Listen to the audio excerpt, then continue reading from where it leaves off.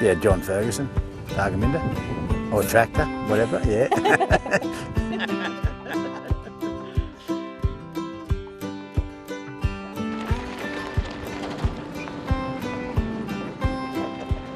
I was lucky. I worked with an old beekeeper called Vin Kenny from New South Wales, who used to come up here. He was sort of a master beekeeper.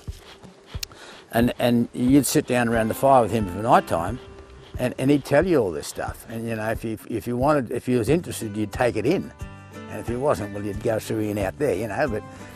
But I was interested, so I took it all in. I've been beekeeping virtually ever since.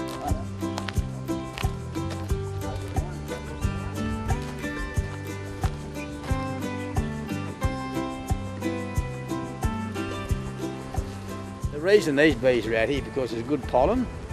I'll show you the little bush in a minute.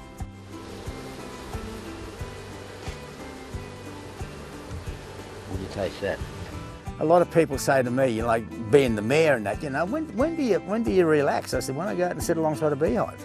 You know, no one can worry me. No one's going to come here, and they do. They relax you. You sit down. You might get a sting now and then, but that's part of the game. Well, they can learn heaps and heaps of things, you know, like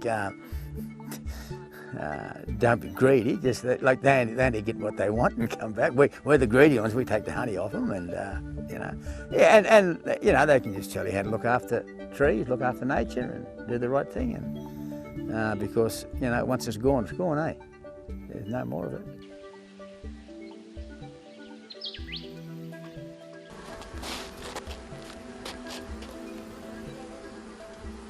Marvellous little things. The rule of thumb out in this country is over 5 years you'll have 3 bad ones and 2 good ones, you know.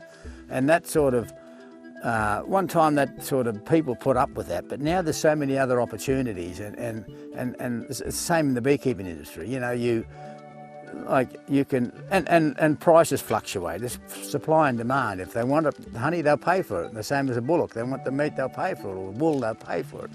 And the younger generation now have got so many other options, so they don't have to put up with that. They can go and get a job, they can go and do something. So that's why all these things are starting to die.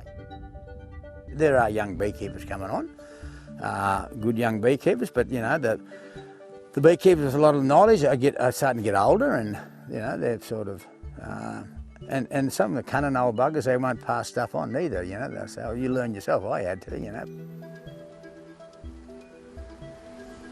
The rest of them are coming in. See how they're coming in heavy? They're full of honey.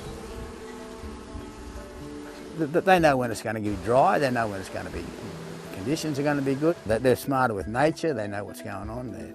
So we can learn so much off them if we sat down and had a good look.